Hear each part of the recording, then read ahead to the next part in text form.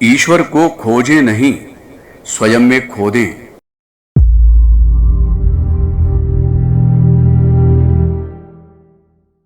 ईश्वर को जो किसी वस्तु की भांति खोजते हैं वे नासमझ हैं। वह तो वस्तु है ही नहीं, वह तो आलोक, आनंद और अमृत के परम अनुभव का नाम है।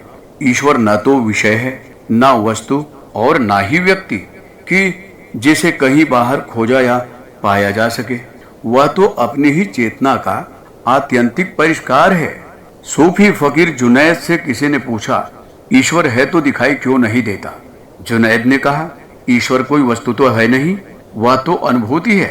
उसे देखने का कोई उपाय नहीं, हाँ अनुभव करने का अवश्य है। फकीर जुनैद की ये बातें प्रश्नकर्ता को संतुष्ट ना कर सकी। तब उन्होंने पास में ही पड़ा एक पत्थर उठाया और अपने पांव पर पटक लिया। उनके पांव को गहरी चोट आई और उससे खून की धारा बहने लगी। प्रश्नकर्ता व्यक्ति इसे देखकर हैरान हो गया और बोला, यह क्या किया आपने? इससे क्या आपको पीड़ा नहीं होगी? फकीर जुनैद हंसते हुए बोले, पीड़ा दिखती नहीं, फिर भी है।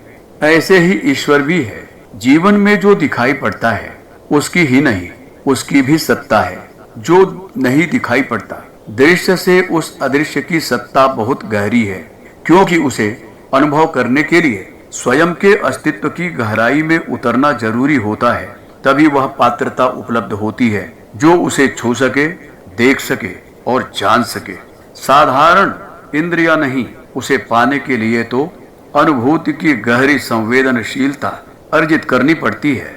तभी उसका साक्षात्कार होता है और तभी मालूम पड़ता है कि वह कहीं बाहर नहीं जो उसे देखा जा सके।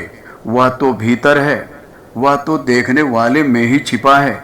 सच तो यह है कि ईश्वर को खोजना नहीं, खोदना होता है। जो स्वयं में ही उसे खोदते चले जाते हैं, अंत में वे अपने अस्तित्व के मूल, स्रोत और चरम विकास के रूप में अनुभव करते हैं।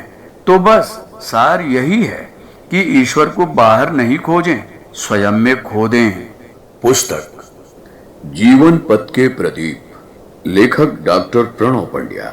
अगर आपको हमारी यह वीडियो पसंद आई हो तो इसको लाइक करें, कमेंट और शेयर जरूर करें और हमारे YouTube चैनल ऋषि चिंतन को सब्सक्राइब भी कर लें।